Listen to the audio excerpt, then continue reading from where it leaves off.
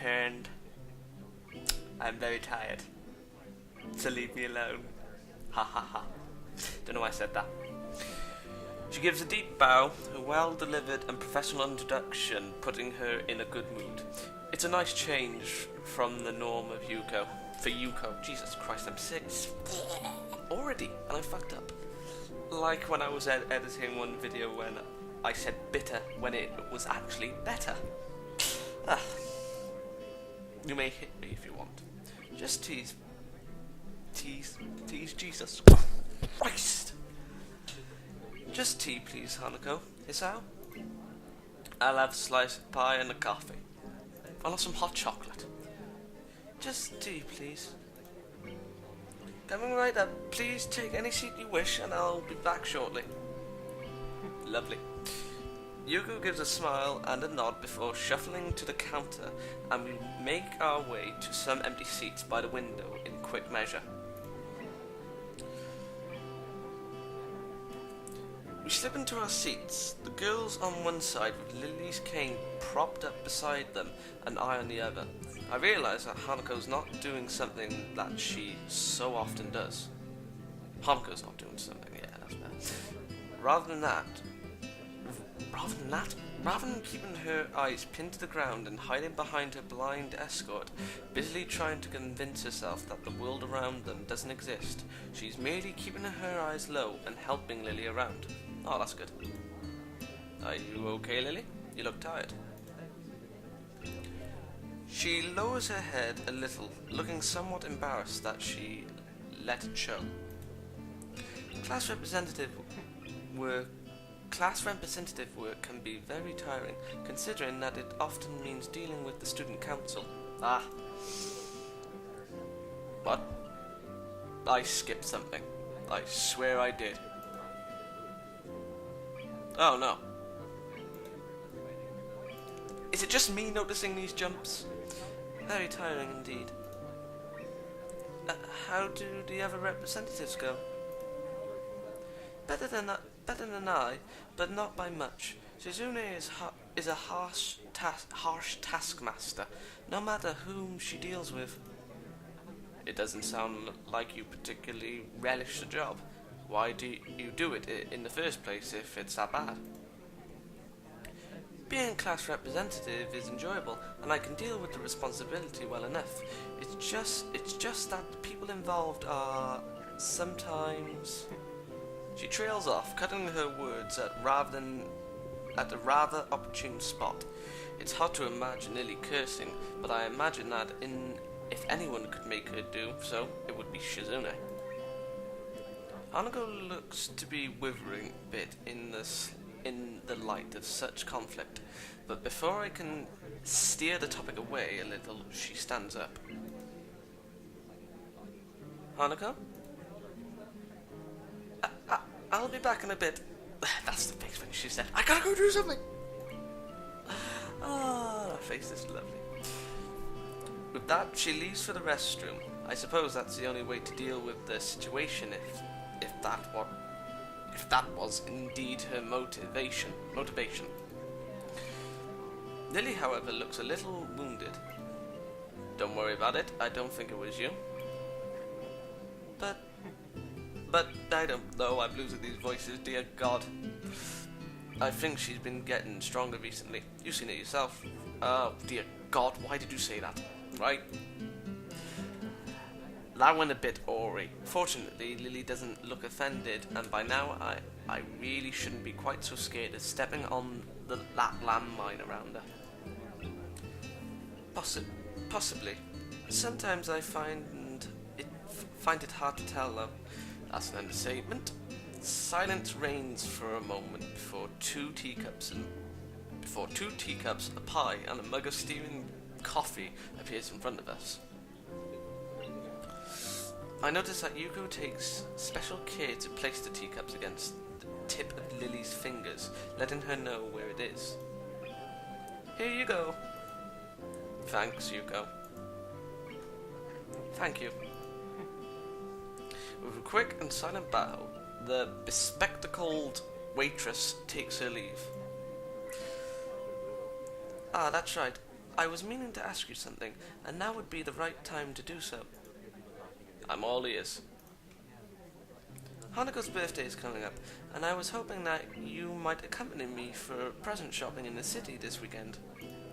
Hanuko's birthday is soon? Hanuko's birthday is soon. I suppose it would be a nice change to cheer her up. Her up a bit, dear God, why am I pausing in the wrong places? Like Yuko, she always seems to be teetering on the edge of either panic or depression, and I've never seen her enjoy herself much outside of our chess game. All that aside, learning the layout of the city better with a friend keeping me company sounds like a good way to spend the weekend. Sure, I'd be happy to. Have you got any plans for what to do for a birthday? A party or anything? A party doesn't sound very good. Hanako being Hanako, perhaps a low-key affair would be...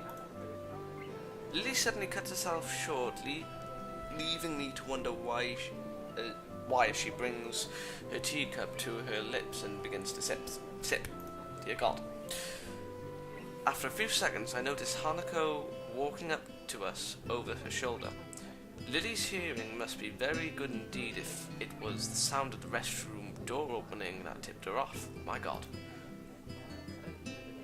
Hanako takes her seat once again and wastes no time in drinking her tea.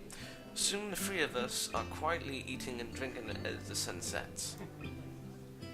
It's a nice way to spend the remainder of the day's light, and it makes me appreciate the quiet and serene surroundings of Yamako.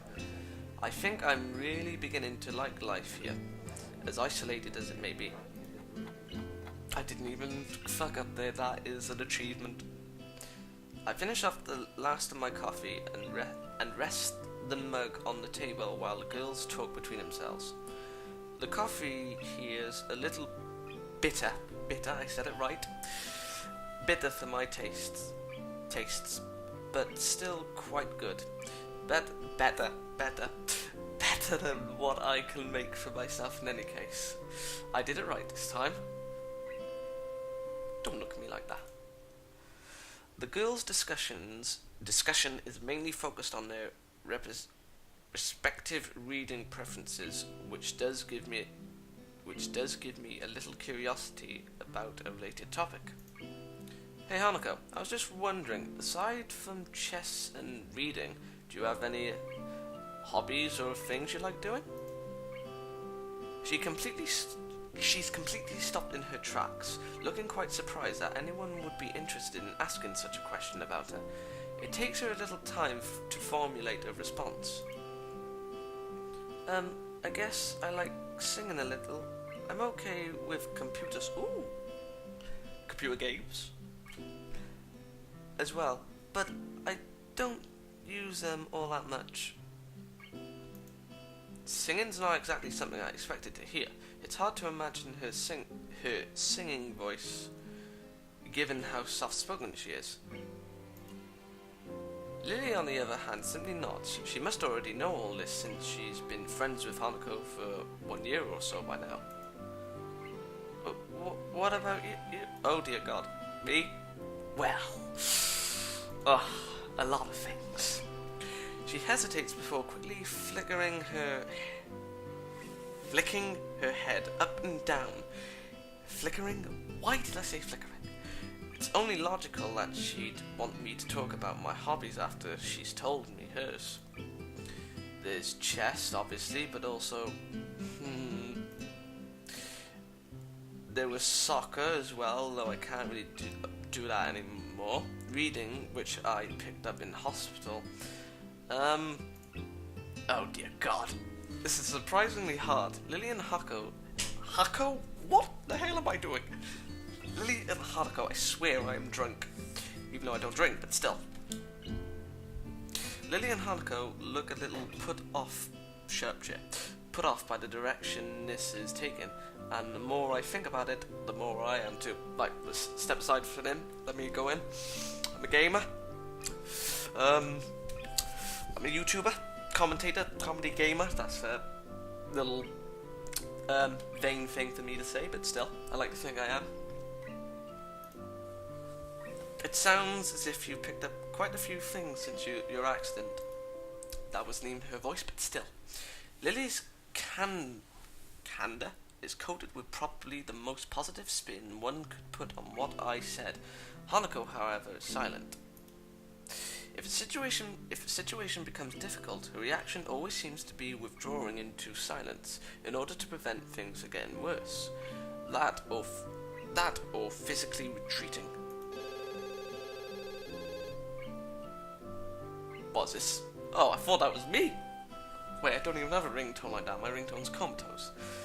A soft ringing gives us pause. As Lily reaches into her pocket, it becomes obvious that the sound's coming from her phone.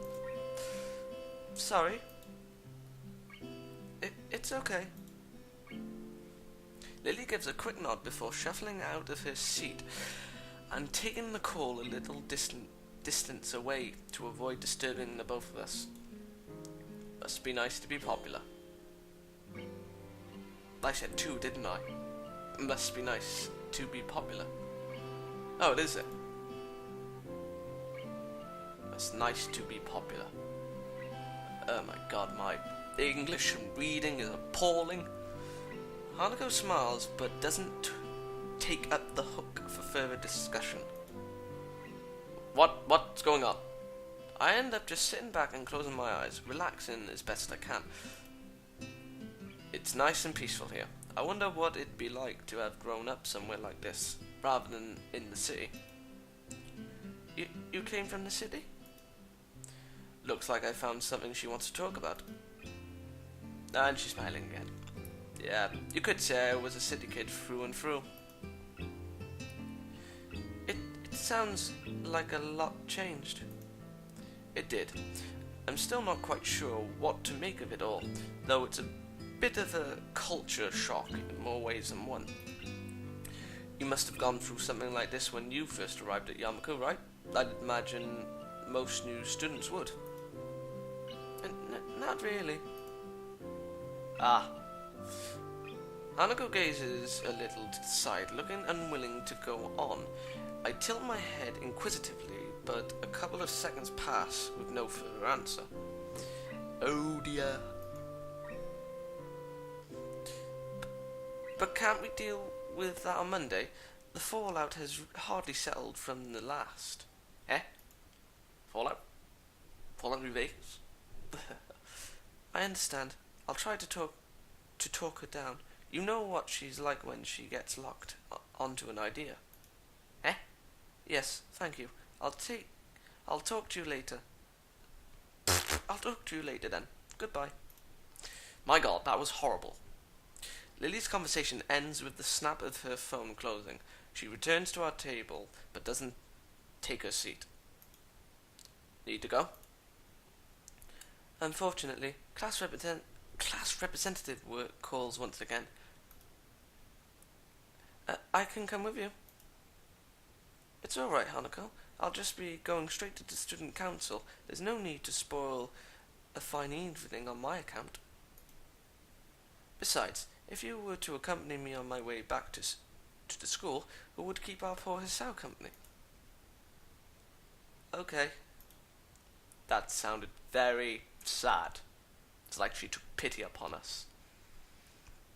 I can join you for tea again later tonight, if you'd like. I may well need it.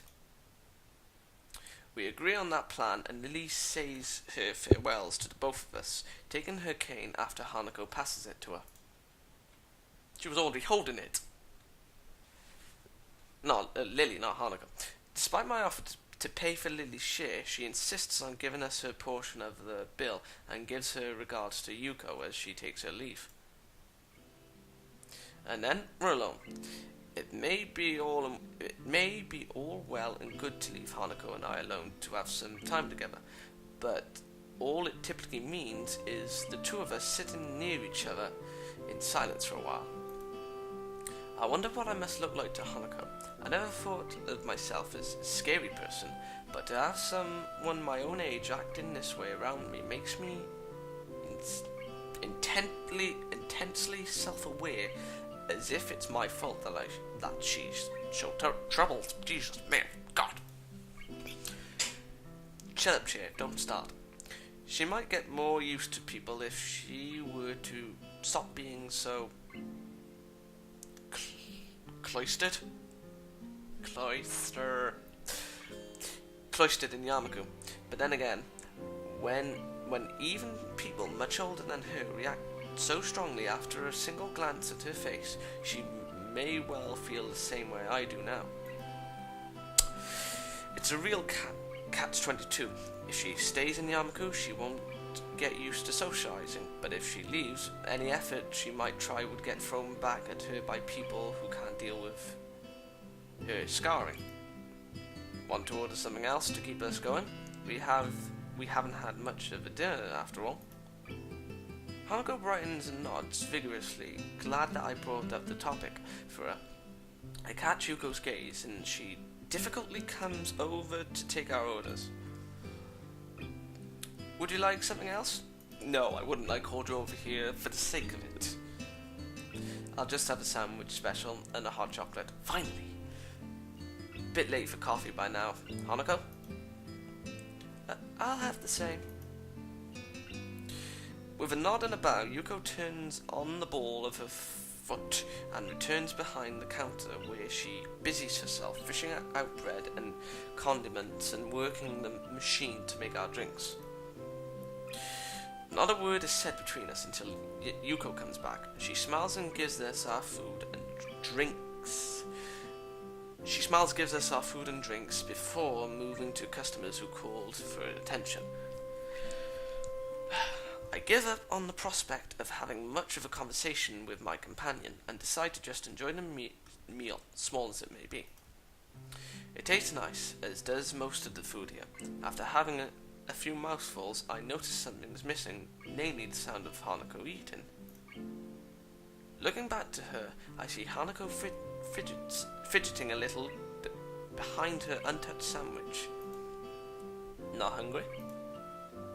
She shakes her head from side to side. Even as she does, the patch of her hair she keeps over the right side of her face still does its job in hiding it almost entirely. What did I read then? I butchered that. It's not that. Ah, I was all ready to have your share too. You look troubled. Is something wrong? I'm startled by her thinking that I'm the one who looks troubled, but on second thought, she's probably right. My face may have given away my emotions without me noticing, and she's hardly a dim person, quite the opposite. You let your emotions get the better of you.